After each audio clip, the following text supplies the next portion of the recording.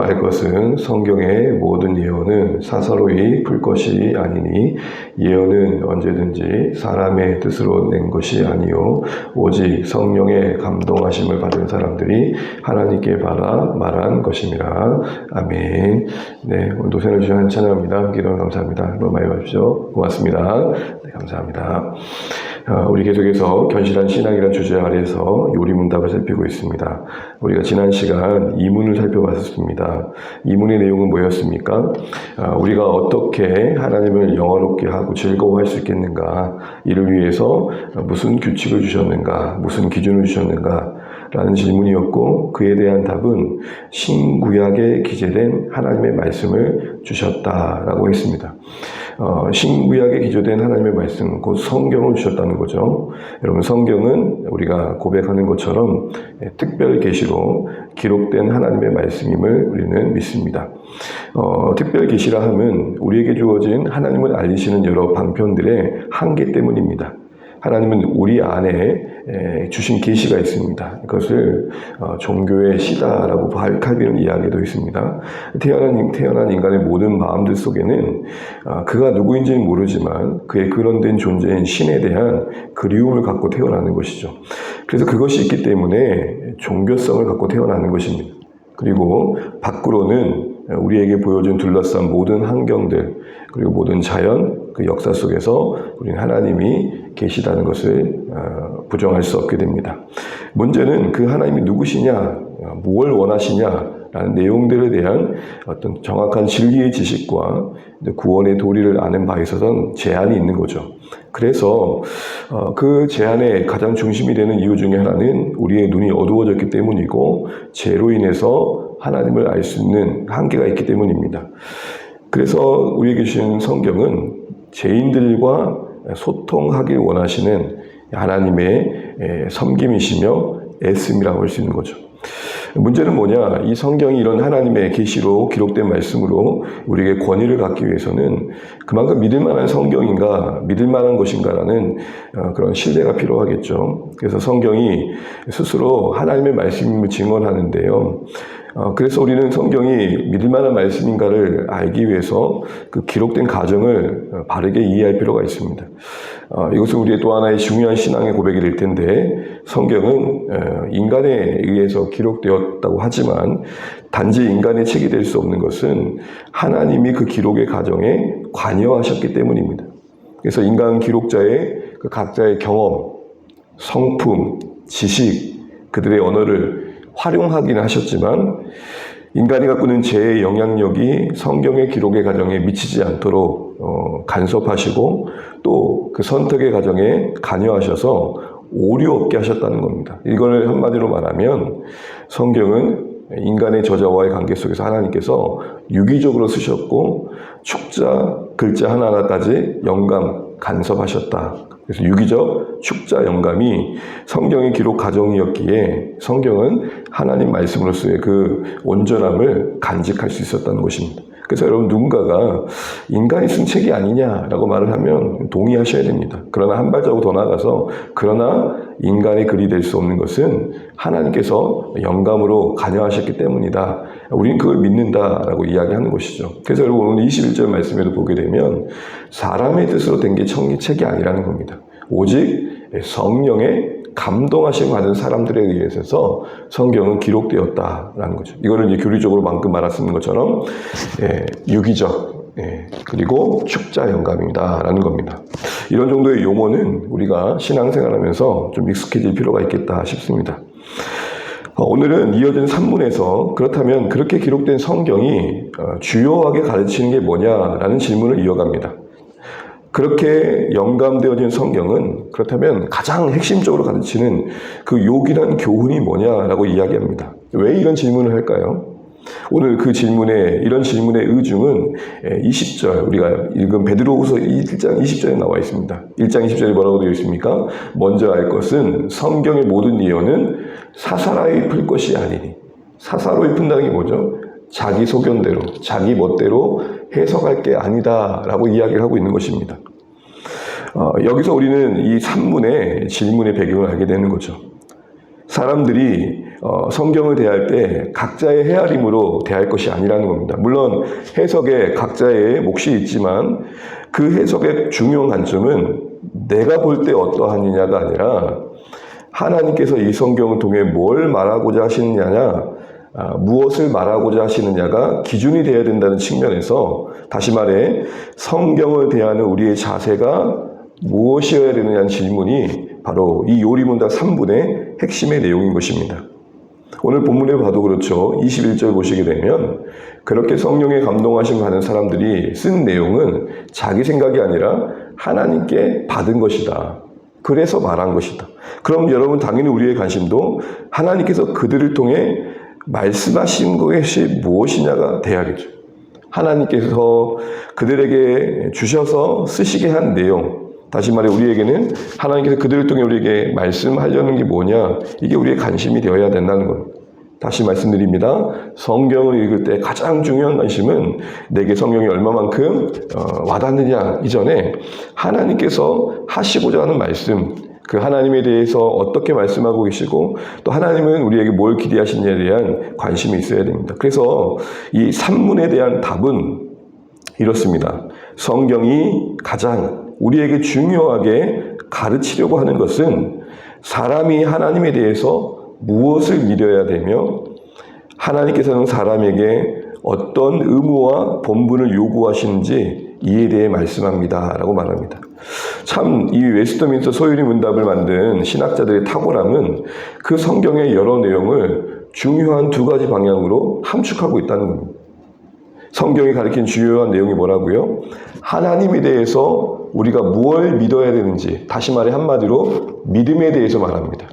우리가 믿고 신뢰하며 따라야 할 하나님은 어떤 분이신지, 어떤 일을 하시는지를 우리에게 알려줍니다. 이걸 한마디로 우리 믿음이라고 그러는 거죠.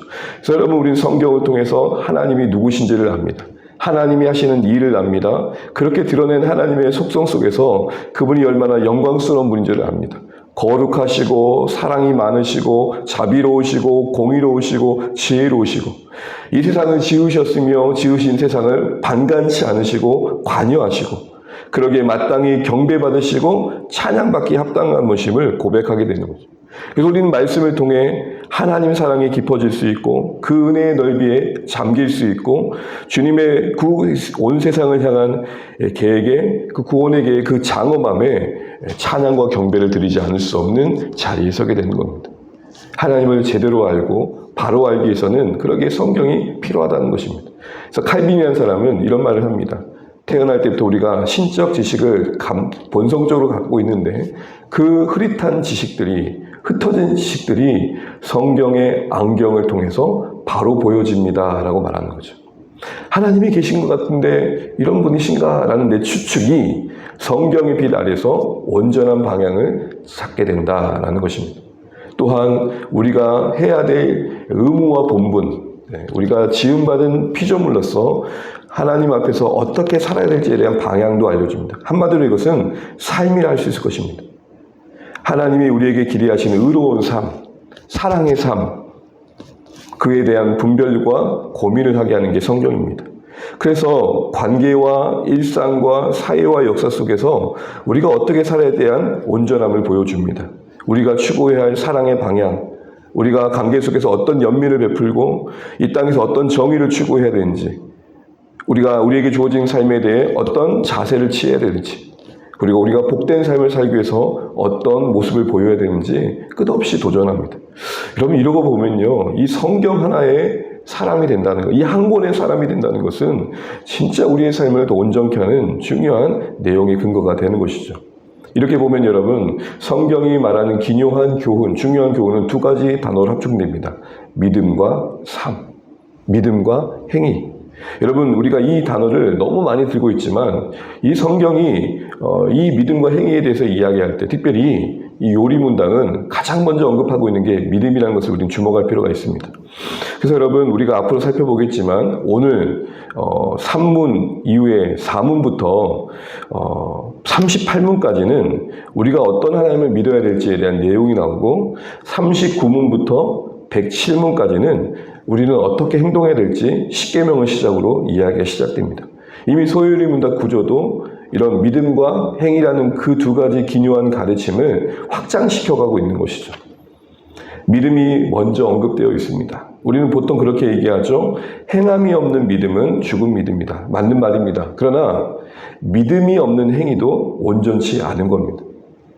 우리의 믿음이 행함으로 나가지 않아서 행함을 촉구하는 게 당연한 거겠지만 저는 오늘날 여러분 우리의 신앙은 오히려 행함이 없는 믿음도 큰 문제이긴 하지만 믿음이 없는 행위도 참 문제가 아닌가 싶습니다. 무슨 말이죠? 하나님이 어떤 분이신지, 하나님이 누구이신지, 하나님이 무엇을 우리에게 기대하신지에 대해 온전히 이해하지 못하고 행동하는 것, 그것을 공로로 삼아서 자신의 복의 수단으로 삼는 것. 다시 말해 성경이 말씀하신 하나님을 믿고 따르는 게 아니라 자기가 믿고 싶은 하나님을 설정하고 거기에 맞는 신앙의 규칙을 정해서 거기에 자신을 종속시키는 기독교도 아닌 기독교, 소위 유사 기독교의 모습들이 오히려 더 큰 문제가 아닌가 싶습니다.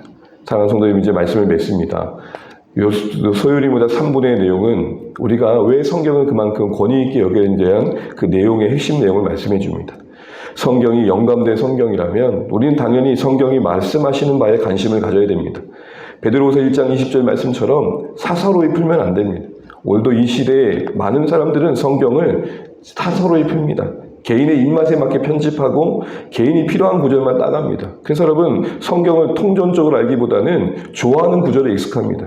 신앙생활 20년, 30년 해도 오바댜 말씀이 무슨 말인지를 모릅니다. 그 한 장 몇 절 안 되는 말씀이 뭘 말하는지를 모릅니다. 이것은 강단의 책임이기도 합니다. 성경 66권을 다 다루기보다는 사람들이 듣기에 좋은 것 아니면 교회의 필요에 따라 어떤 사역을 위해 주제를 설정하다 보니 성경 전체를 이해하지 못하고 신앙생활을 할 때가 있더라는 것입니다. 사랑하는 주안의 가정 여러분, 성경이 말하는 바 그 믿음, 하나님은 어떤 분이신지, 어떤 일을 하시는지, 어떤 뜻을 갖고 있는지, 또 그 하나님은 우리에게 뭘 요구하시는지 그 믿음과 행위의 이 균형 있는 삶의 방향을 말씀을 가까이 함으로 갖춰갈 수 있는 우리가 되면 좋겠습니다. 성경을 통해 이제 우리의 하나님에 대한 이해와 지식이 더 깊어지셔서 그것 때문에 우리의 예배가 감격이 넘치면 좋겠습니다. 예배를 돕는 여러 수단이 있죠. 무대에 조명이 있고 반주가 있고 함께하는 우리 성도님들의 함께함이 있습니다. 그러나 예배를 예배되게 하는 것은 하나님이 누구시냐?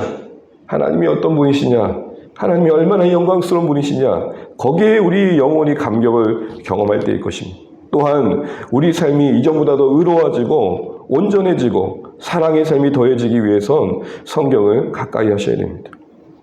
말씀의 빛 아래서 또한 우리의 인생의 의심과 혼란, 절망이 해소될 수 있습니다. 하나님의 변함없는 신실하심을 기억하게 해주고 그 말씀은 하나님이 우리에게 약속하신 것이 무엇인지를 상기시켜주기 때문입니다. 사랑하는 주안의 가정 여러분, 소요리문답 3분의 질문과 답 앞에서 우리가 왜 성경을 가까이 해야 되는지에 대한 필요성을 깊이 인식하시면 좋겠습니다. 우리의 믿음은 잘하고 있습니까? 우리의 삶은 더 하나님이 원하시는 사랑과 의로운 삶으로 향하고 있습니까? 그 모든 것들의 궁극적인 답은 말씀을 가까이 함에 있습니다. 시편 119편 고백처럼 주의 말씀은 내 발의 등이요 내 길의 빛이니이다. 이 말씀이 우리의 오늘도 이 소요리문답을 공부하고 나누는 이 자리에 고백과 기도와 기대가 되시기를 주의 이름으로 축복합니다. 기도하겠습니다. 우리 계속해서 소요리문답을 보고 있는데요. 여러분 역사 속에서 하나님께서 우리에게 주신 귀한 유산입니다. 성경에 우리가 해석과 이해를 위해서 이 요리문답의 논리와 구조에 익숙해지는 것은 참 유익합니다. 새벽에 제한된 시간이지만 그래도 조금씩 묵상해 가면서 그래도 우리의 신앙이 기초가 있고 방향이 있고 틀이 있는 그런 신앙이 되었으면 좋겠습니다. 우리 주안의 모든 가족들이 또 이 자리에 또 다 함께하지 못하지만 유튜브를 통해서라도 꾸준히 이 소요리문답에 익숙해져서 우리의 신앙이 좀 더 견실해졌으면 좋겠고 또 그런 은혜가 있도록 기도해 주시면 좋겠습니다. 오늘 주신 말씀처럼 성경이 말하는 바의 그 믿음과 그 삶 앞에 우리 삶을 날마다 비추면서 혼돈과 의심과 절망과 낙심과 어디로 갈지 모르는 방황 속에서 말씀이 방향이 되고 내용이 되고 우리의 삶의 긴간이 되어지는 은혜가 되게 해달라고 기도하시면 좋겠습니다. 주에서 주안의 교회를 기도해 주시고 사랑하는 자녀들 그리고 이웃들 VIP들을 기도해 주십시오. 또 특별히 여름 사역들을 기도해 주십시오. 우리 아이들 또 토요일에 또 청소년부 주일에 계획된 일정이 있습니다.